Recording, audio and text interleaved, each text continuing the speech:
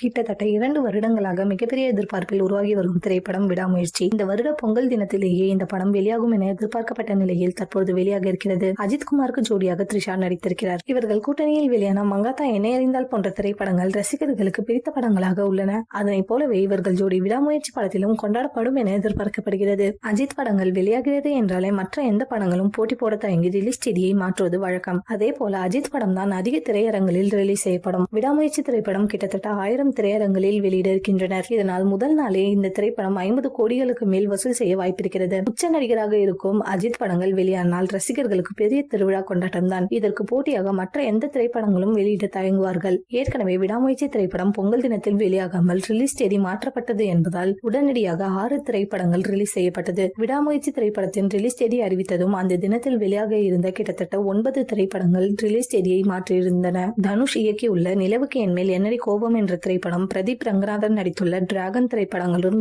Release தேதியை மாற்றி அறிவித்திருந்தன. அதனைத் தொடர்ந்து அர்ஜுன் தாஸ் மற்றும் அதித்தி சங்கர் ஜோடியாக நடித்துள்ள ஒன்ஸ் மோர் திரைப்படத்தின் ரிலீஸ் தேதியையும் மாற்றப்பட்டுள்ளது. மேலும் சுசீந்திரன் இயக்கியுள்ள 2K லவ் ஸ்டோரி, அது வாங்கினால் இது இலவசம், baby and baby, Padwa, fire, காதல் என்பது பொது உடைமை என 9 படங்கள் பிப்ரவரி 14ஆம் தேதி ரிலீஸ் செய்ய இருக்கின்றனர். இத்தனை படங்கள் ரிலீஸ் தேதி தள்ளி போயிருப்பதால் விடாமுயற்சி திரைப்படம் மட்டும் அனைத்து திரையரங்களிலும் வெளியாகி பாக்ஸ் ஆபீஸில் புதிய சரித்திர சாதனைகளை படைக்கும் என்பதில் சந்தேகமில்லை. மீண்டும் அஜித் தான் ஓபனிங் கிங் என்பதை விடாமுயற்சி திரைப்படத்தின் மூலம் நிரூபிப்பார் என எதிர்பார்க்கலாம்.